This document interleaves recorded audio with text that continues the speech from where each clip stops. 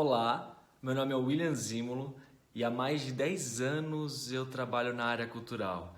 Isso como ator, produtor, cenotécnico, contra-regra, diretor de arte e artista. Durante esse período, eu tive a oportunidade de participar de diversas produções, isso nacionais e internacionais. Mas muitas delas me surgiu uma questão que era muito importante, isso para mim. E hoje eu quero trocar com vocês, que é o que fazer com todo esse material utilizado após o espetáculo. Foi a partir dessa reflexão que eu comecei a pensar sobre a importância de uma política de resíduos e contenção de danos durante a pré e a pós-produção. E é nessa aula que vai ser essa troca, eu vou apresentar para vocês algumas soluções de boas práticas, né, para dar destino sustentável a esses materiais e também como é que eu venho encontrando soluções para dar destino a esses materiais de uma forma artística e autoral. Então fique comigo e vamos para a aula. Bom, nesse módulo eu vou apresentar para vocês algumas soluções que durante esse tempo eu entendi que pode minimizar alguns problemas durante a pré e a pós-produção. Porque a gente sabe que as produções elas estão focadas em levar sempre o melhor para o público. Isso eu não tenho nenhuma dúvida. Mas a gente tem que entender que durante o processo das montagens acaba gerando muito lixo. Isso parte de todas as áreas. Então, como é que a gente pode minimizar esse impacto? E é por isso que é fundamental a gente se conscientizar e orientar produtores, artistas e todas as pessoas envolvidas no projeto para a gente ter uma prática mais sustentável. E para esclarecer algumas ideias, eu vou pontuar aqui algumas soluções que eu percebi durante todos esses anos que eu trabalho, que pode minimizar o impacto causado pela produção, entende? Então vamos lá, eu acho que a primeira de todas que é incluir na planilha o descarte correto desses materiais. E isso envolve transporte e embalagem. Por que eu estou falando isso? Porque a gente tem que evitar uma coisa que todo mundo compra, que é plástico bolha. Eu não sei o que acontece, mas as pessoas deixam o transporte para a última hora. E isso é um grande problema. Soluções rápidas geram um impacto gigantesco. Se a gente tivesse pensado isso na pré-produção, isso seria muito mais fácil. Eu vou dar algumas soluções de como eu acho que é válido a gente trazer novas ideias e um novo olhar para o transporte, por exemplo. Durante as montagens, a gente acaba tendo muita forração de carpete, muito restos de tecidos, do figurino ou qualquer outra coisa que sobre. Mas, por exemplo, quando a gente tem a forração, que é uma forração que a gente acaba usando para teatro ou para exposições, instalações, a gente pode pegar isso que já foi utilizado e transformar isso em uma embalagem, por exemplo, um pacote. Eu estou aqui, eu faço isso aqui e eu posso mandar costurar e colocar e embalar as minhas peças. Isso pode funcionar para embalar as peças do teatro, que seriam os objetos de cena, ou até coisas que não podem arranhar. Então, para que eu vou usar, por exemplo, plástico bolha para embrulhar um objeto de cena, sendo que eu já posso ter um saco único para ele, uma embalagem única? Porque toda vez que a peça vai viajar, se ela viaja, toda viagem eu vou ter que comprar um plástico novo e colocar essa peça lá. Então, assim, se a gente pensar que, bom, o espetáculo vai ter 20 objetos de cena, vamos pensar como é que a gente vai armazenar esses 20 objetos de cena. É claro que não é todo mundo que tem a condição de mandar fazer um case, que seriam essas caixas, para guardar esses objetos. Mas não é todo mundo. Então, assim, se a gente começar a olhar, é um desgaste muito grande, assim, de material. né? Agora, se você não tem a chance e a oportunidade de ter esses materiais em mãos, ou até mesmo que não sobrou, a gente pode ter uma solução mais simples para eles, que é você comprar, por exemplo, cobertor. Sabe aquele cobertor que é sempre doado para moradores em situação de rua? Hoje vende-se em muitas gramaturas, mais fino, mais grosso.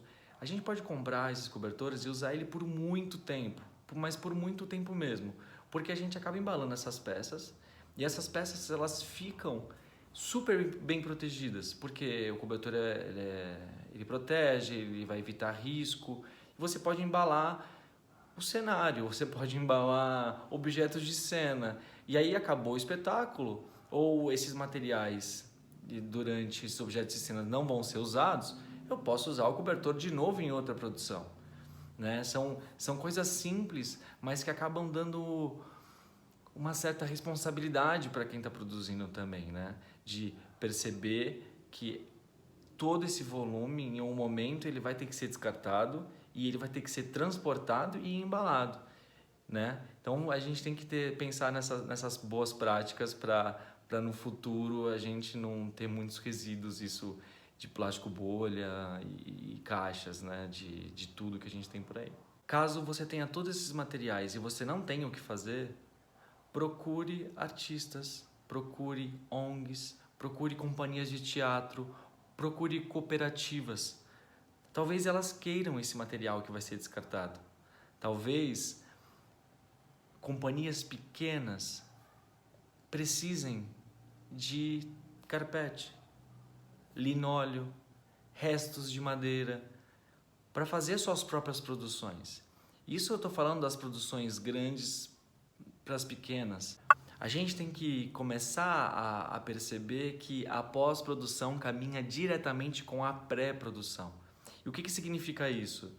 Se a gente está fazendo todas as etapas corretas na pré-produção, a pós-produção vai ser continuidade de um trabalho realizado muito tempo antes. Isso eu estou falando de tudo. Eu estou falando do descarte desses materiais, porque na hora que acabou o espetáculo, você já sabe o destino de cada coisa. Não é só jogar a responsabilidade para uma terceirizada, para alguma empresa e falar assim, ok, retire isso daqui. Não é assim. A gente também tem que entender quais são essas empresas. Elas estão dando um descarte correto para isso ou elas estão só jogando num galpão e deixando aquilo mofar, né? A gente tem que ficar atento que cabe a nossa responsabilidade de não só jogar para outras empresas. Cabe à função do produtor entender isso e colocar isso em prática, para no futuro essas perdas serem minimizadas. Eu estou falando de contratações de terceiros, de quem vai produzir o figurino, de quem vai produzir o cenário, de quem vai produzir toda a parte de um espetáculo. Se a gente pegar uma contratação de cenografia, será que essa empresa ela é responsável com o que ela faz? Vou dar um exemplo. Hoje, na marcenaria, você consegue em qualquer loja e eles fazem para você um plano de corte. O que é isso? Eles pegam uma chapa e aí você recebe essa planta do cenógrafo e aí você vai e pede para a pessoa cortar com os cortes exatos de uma chapa. Então, assim, você tem uma perda de material muito pouca. Porque o que acontece? Um computador faz para você todo o plano de corte e a máquina já corta. Às vezes é mais caro, acaba sendo um pouco mais caro, mas você evita de ter muito desperdício de material. Às vezes você vai cortar, você erra o corte, acaba perdendo aquele material e ele não dá mais para ser utilizado. Então isso é uma questão da marcenaria dentro do teatro. Com ferro a mesma coisa, você consegue ainda reutilizar ferros de outras produções, né? Você acaba fazendo o uso deles por muito tempo, porque é um bem durável e acaba ajudando bastante assim quem é que está produzindo para evitar mais gastos. Mas isso cabe também de como isso é armazenado após o espetáculo, como é que se isso fica no tempo, se isso fica enferrujado. Tem que ficar sempre atento também como é que vai ser a armazenagem desse material após o espetáculo. Bom, já passei para vocês algumas estratégias de como a gente pode adotar na pré e na pós-produção para a gente ter uma produção mais responsável. Agora eu vou mostrar como é que eu faço isso dentro do meu próprio trabalho como artista e eu queria compartilhar com vocês como é que eu aproveito esses materiais que eles já foram descartados. Então, como eu já trabalho com cenografia também, eu transformo esses materiais em luminárias, bancos, objetos de casa, até objetos mais peculiares, assim como uma forma de estimular até mesmo a imaginação. Mas eu tento pegar a peça do jeito que ela tá. E a partir da peça eu começo a pensar no que ela pode virar. Então as sobras elas acabam ficando de lado e eu acabo recolhendo depois e começo a pensar no que essa sobra pode se transformar. Um exemplo, eu tenho um pedaço de compensado que foi de uma montagem e ela é um formato super específico, né, que não daria muito para usar em outras coisas. O que eu faço é tentar pensar a peça a partir disso, a partir dessa sobra, né? Porque eu entendo que mesmo que ela depois não vire alguma coisa, eu consigo transformar ela em outras coisas.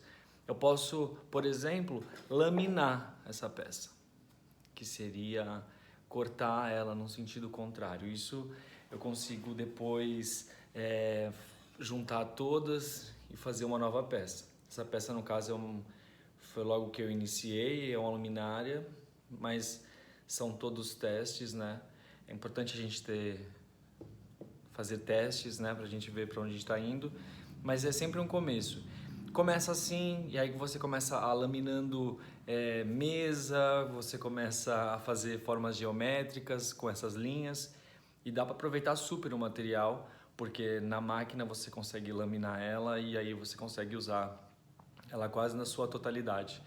É claro que a gente não vai conseguir usar todo o resíduo ao máximo, mas a gente tenta fazer disso a totalidade para no final a gente ter uma peça com um resultado interessante, né? Quando eu começo esses projetos, eu tento sempre usar ao máximo cada coisa. Isso quando foi uma sobra, sei lá, eu tenho uma sobra aqui de ferro. Eu vou pensar no que eu posso fazer com esse ferro, porque eu tenho essa sobra nesse momento. Ou eu tenho uma peça que é super específica, que era um encaixe de um tubo de uma produção de algum cenário. Eu vou pensar a partir daqui uma solução para transformar isso em uma luminária, por exemplo. Pode ser um pé de uma luminária. Muitas vezes a gente acaba nem usando esse material, mas ele acaba sendo um gatilho para transformar isso em novas coisas, né? Quando você começa a ter um olhar mais de aproveitamento, você consegue ter mais... como fala? Você consegue ter um pouco mais de experiência, porque você começa a falar, isso não dá certo, isso dá para cortar. Ou depois, em outro momento, você consegue cortar essa outra peça. É muito interessante. Um outro exemplo. Essa peça aqui são peças coladas, uma a uma, que são restos de pinos. Você pega o pinos, cola uma a uma e aí você já consegue fazer uma peça sólida. Isso pode ser tampos de mesa, tampos de cadeira, e você pode também no final laminar essa peça com uma lâmina natural que você possa comprar, porque é isso que é legal do trabalho. Nem tudo precisa ser de resíduo. Você pode fazer a peça na sua totalidade de resíduo, mas você pode fazer um acabamento que você compre o material, não tem problema. Basta como é que você vai usar isso? Como é que você vai aproveitar esse material e como você vai transformar ele em outra coisa? E aí acaba essas peças, é um start para você criar outras coisas. Para falar um pouco mais para vocês sobre como eu trago para o meu trabalho a pré e a pós-produção. A pré significa que eu tenho que recolher todo esse material, preparar, pensar e depois construir uma peça. Seria igual um espetáculo.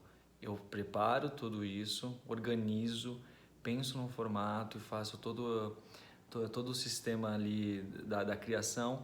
É como se fosse o espetáculo. Agora, a pós-produção é como é que essa peça vai chegar até alguém. Então, assim, eu embalo as minhas peças, por exemplo, com carpete também. Eu embalo as minhas peças com papel pardo, de sobra, de alguma coisa que veio, de algum resíduo. Porque não adianta eu só levar isso para o teatro, nas minhas outras áreas, sendo que eu posso trazer também isso para a minha área como artista, trazendo a mesma experiência. Então, assim, isso vale para todo mundo. Se você tem uma outra função, ou até mesmo na vida, você consegue ressignificar esses próprios materiais, trazendo novas soluções, também como um produto final. Como é que vai ser esse transporte? Eu penso tudo isso, assim, é uma cadeia que não é só você entregar uma peça, você tem que pensar como é que essa peça foi construída e como é que ela chegou até o local de destino dela. Isso é importante para não ficar só num texto e a gente trazer isso também para os nossos outros trabalhos, que a gente, de alguma forma, vai começar a ter pensamentos com menos impactos e isso funciona demais no meu trabalho. Eu espero que a partir de agora a gente comece a repensar e encontrar também novas soluções para a gente minimizar esses impactos que gera dentro da indústria, né? A gente tem que se inspirar em ideias novas, pensar em alternativas sustentáveis nas produções, porque esse é o futuro, esse é o nosso planeta e a arte ela tem que estar caminhando junto com a responsabilidade e a sustentabilidade. Eu queria agradecer a vocês, muito obrigado e até a próxima.